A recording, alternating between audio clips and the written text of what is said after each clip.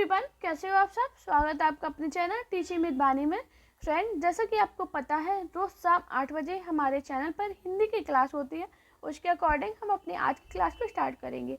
आज की जो हमारी क्लास है वो मोस्ट इम्पॉर्टेंट है, क्योंकि आज की क्लास में हम पढ़ेंगे लेखक और रचनाकार के बारे में, जो पेपर में बहुत पूछे जाते हैं। कौन किसका लेखक है, कौन किसका रचनाकार है, पेपर में पूछे जाते हैं और हम कन्फ्यूजन में आ जाते हैं और हमारे क्वेश्चन गलत हो जाते हैं।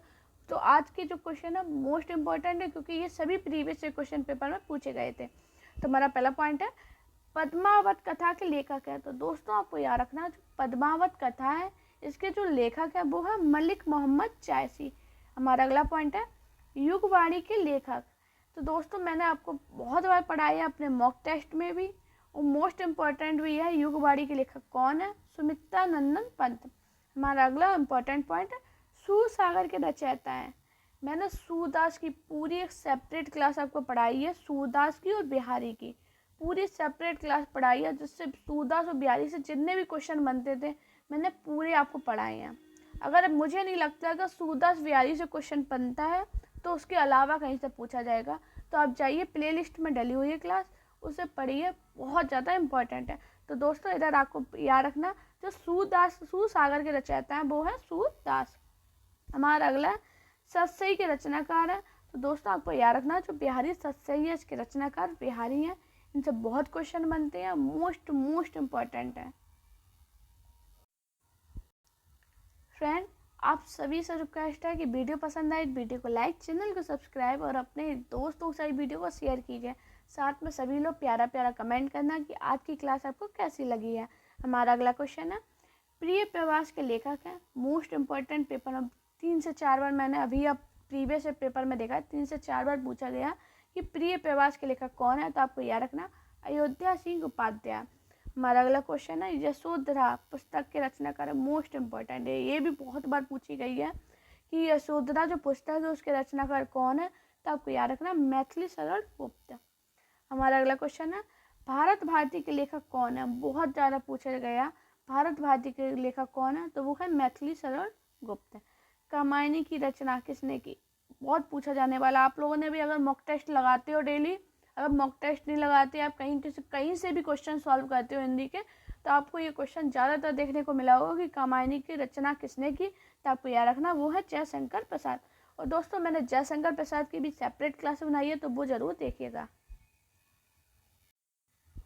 दोस्तों, मैं आज जो आपको क्लास पढ़ा रही हूँ इसकी PDF आपको मेरे टेलीग्राम पे मिल जाएगी।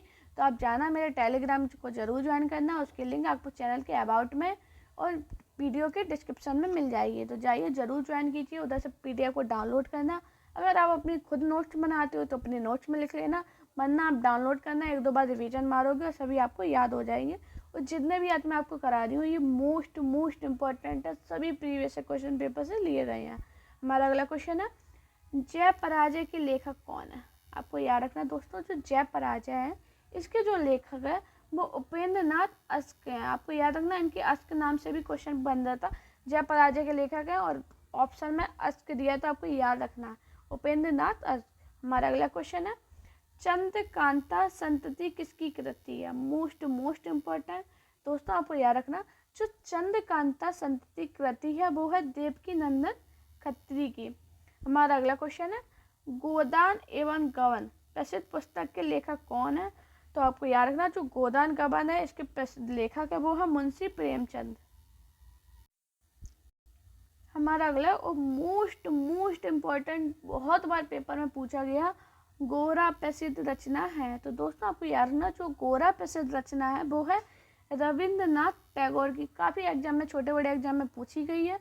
हमारा अगला क्वेश्चन है, मैगनैनी के लेखक कौन है। मोस्ट इम्पॉर्टेंट, वैसे तो सभी इम्पॉर्टेंट है, लेकिन जो मोस्ट इम्पॉर्टेंट लग रही है वो मैं आपको इधर पे बता दे रही हूँ। तो दोस्तों, आपको याद रखना है, जो मैगनैनी है इसके जो लेखक है वो है वृंदावन लाल वर्मा। हमारा अगला क्वेश्चन है, भारत दुर्दशा के रचनाकार है। तो जो भारत दुर्दशा है इसके रचनाकार है भारतेंदु हरिश्चंद्र। दोस्तों, मैंने भारतेंदु हरिश्चंद्र के बारे में भी एक सेपरेट क्लास बनाई है, तो उनको ज़रूर देखना, बहुत इंपॉर्टेंट है, पेपर में बहुत पूछे जाते हैं इनसे क्वेश्चन। तो मैं तो आपसे यही कहूँगी, ज़रूर वो क्लास को देखिए, जिससे आपको एक माइंड सेट हो जाए कि पेपर में कैसे क्वेश्चन बनते हो और अगर आप अपने नोट्स बनाते हो तो अपने नोट्स में ज़रूर लिखिए, जो आपको इम्पोर्टेंट आते हैं वो मत लिखिए, जो नहीं आते वो लिखिए। बाकी आपको जैसा सही लगे, अगर आप प्रीवियस से लगाते हो तो अगर आपको समझ में आया करे कि हाँ ये इम्पोर्टेंट है, ये मुझे नहीं आता, तो अपने नोट्स में ज़रूर लिख लिया कीजिए, जिससे आपको एक माइंड सेट हो जाता कि मुझे इतना रिवीजन करना है। हमारा अगला क्वेश्चन है, मैला आंचल किसकी कृति है? बहुत पूछी जाने वाली है। मैला आंचल मैंने काफ़ी बार अपने मॉक टेस्ट में भी कराई है, तो आपको याद रखना जो मैला आंचल कृति है ये है फणीश्वर नाथ रेणु की। आप सभी का काम है, आप लोगों को मुझे कमेंट में बताना कि अगली जो हमारी क्लास है वो किस टॉपिक पे आए। सभी लोग मुझे कमेंट करना, जिससे मुझे एक आइडिया बन जाएगा कि आपको ये टॉपिक मुझे और कराने हैं। तो प्लीज़ आप लोग सभी लोग मुझे कमेंट जरूर करना कि मैम मुझे ये टॉपिक करवाइए, मैं उसका आपको वो टॉपिक भी कराऊंगी और उसकी PDF आपको फ्री मिलेगी टेलीग्राम पे। तो आप उसकी टेंशन मत लीजिए। आप किस एग्ज़ाम की तैयारी कर रहे हो मुझे ये बताइए, और आपको कौन से टॉपिक हैं जो हिंदी में नहीं समझ में आते हैं, चाहे वो हिंदी ग्रामर का पोर्शन हो चाहे वो हिंदी साहित्य का पोर्शन हो, आप मुझे दोनों की बताना, मैं दोनों के आपको क्वेश्चन कराऊंगी। आप लोग बिल्कुल टेंशन मत लीजिए, एग्ज़ाम से पहले आपकी बहुत अच्छी मैं तैयारी करवा दूँगी। अब बस आप मुझ पर विश्वास रखिए, जिस विश्वास के साथ आपने वीडियो को चालू किया, वीडियो को आप देख रही हो, उसी विश्वास रखिए, मैं आपका विश्वास टूटने नहीं दूँगी। हमारा अगला क्वेश्चन है, गढ़ देवता किसकी रचना है? बहुत ज़्यादा पूछे जाने वाली, अगर पेपर में डीप में क्वेश्चन बनते हैं तो ऐसे क्वेश्चन जरूर आते हैं कि गढ़ देवता किसकी रचना है, तो यह ताराशंकर उपाध्याय की। आपको याद रखना है। चरित्रहीन मोस्ट इम्पोर्टेंट है, ये बड़े एग्जाम में ही पूछी जाती है। चरित्रहीन किसकी रचना है, तो याद रखना शरद चंद्र चटर्जी की। हमारा अगला क्वेश्चन है, मुगल शहजादी में से किसने प्रसिद्ध पुस्तक हुमायूंनामा लिखा? Most important. तो हुमायूंनामा किसने लिखी थी? गुलबदन बेगम ने। बहुत ज़्यादा पूछे जाने वाला ये पॉइंट है। हमारा अगला क्वेश्चन है, चरक संहिता संबंधित है? तो दोस्तों आप याद रखना जो चरक संहिता है वो चिकित्सा से संबंधित है।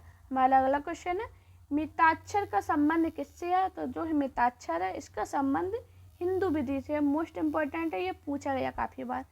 लीलावती पुस्तक संबंधित है, ये पूछा गया था क्वेश्चन कि लीलावती जो पुस्तक है वो किससे संबंधित है, ये आपको याद रखना वो गणित से। हमारा अगला क्वेश्चन है, संस्कृत ग्रंथ अष्टाध्यायी का संबंध है? बहुत ज़्यादा पूछा जाने वाला क्वेश्चन है। अब आप कहोगे ये तो संस्कृत का क्वेश्चन है, नहीं, ये हिंदी में भी पूछा गया था कि संस्कृत ग्रंथ अष्टाध्यायी का संबंध किससे है, तो आपको याद रखना व्याकरण से। हमारा अगला क्वेश्चन है, कबीरदास के उपदेशों का सबसे महत्वपूर्ण संकलन है? तो दोस्तों आपको याद रखना जो कबीरदास है इनके उपदेशों का जो सबसे महत्वपूर्ण संकलन है वो है बीजक। हमारा अगला क्वेश्चन है, वाल्मीकि द्वारा रामायण ग्रंथ की रचना हुई? तो दोस्तों आपको याद रखना जो वाल्मीकि द्वारा रामायण ग्रंथ की रचना हुई थी वो हुई थी संस्कृत में। ये पेपर में पूछा गया, आप ये मत सोचना ये संस्कृत में पूछे गए थे, नहीं, ये हिंदी में भी पूछे जाते हैं। महाभारत महाकाव्य का मौलिक नाम है? तो दोस्तों आपको याद रखना जो महाभारत महाकाव्य है इसका जो मौलिक नाम है वो है जय संहिता। हमारा अगला क्वेश्चन है, बाबरनामा मूल रूप से लिखा गया है? तो दोस्तों आपको याद रखना जो बाबरनामा है ये मूल रूप से तुर्की भाषा में लिखा गया है। अब आप ये कहोगे हिंदी में तुर्की कहाँ से आ गई? तो दोस्तों ये भाषा का पार्ट है, इसलिए मैंने आपको इधर पर बताया। पेपर में पूछा गया था, मुझे लगा आपको बताना इम्पोर्टेंट है, इसलिए मैंने आपको बताया। हमारा अगला क्वेश्चन है, अर्थशास्त्र किस विषय पर लिखी गई पुस्तक है? तो दोस्तों आपको याद रखना जो अर्थशास्त्र है ये राजनीति पर लिखी गई पुस्तक है। हमारा अगला इम्पोर्टेंट क्वेश्चन, कबीर के दोहों के संग्रह का नाम क्या है? तो दोस्तों जो कबीर है इनके जो दोहों का संग्रह का नाम है वो है बीजक। हमारा अगला क्वेश्चन है, कालिदास कृत मालविक मित्रम क्या है? तो दोस्तों आपको याद है जो कालिदास कृत मालविक मित्रम है वो है नाटक। हमारा अगला क्वेश्चन है, राज्यनामा किस ग्रंथ का फारसी अनुवाद है? तो राज्यनामा ये महाभारत का फारसी अनुवाद है। हमारा अगला क्वेश्चन है, मिलिंद पनो है एक, क्या है ये? पाली ग्रंथ है। हमारा अगला क्वेश्चन है, कालिदास रचित अभिज्ञान शकुंतलम का अंग्रेजी में अनुवाद सर्वप्रथम किसने किया? तो दोस्तों आपको याद रखना जो कालिदास द्वारा रचित अभिज्ञान शकुंतलम, इधर से आपका क्वेश्चन बना कि अभिज्ञान शकुंतलम किसके द्वारा रचित है? तो कालिदास द्वारा रचित। और इसका अंग्रेजी में अनुवाद किसने किया था? विलियम जोन्स ने।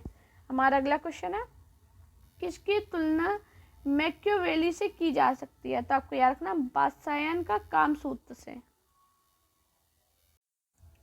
हमारा अगला क्वेश्चन है, किस मुगल शासक ने अपनी आत्मकथा लिखी? मोस्ट इम्पोर्टेंट क्वेश्चन है, ये बहुत बार पूछा गया क्वेश्चन है कि किस मुगल शासक ने अपनी आत्मकथा लिखी? तो आपको याद रखना बाबर ने।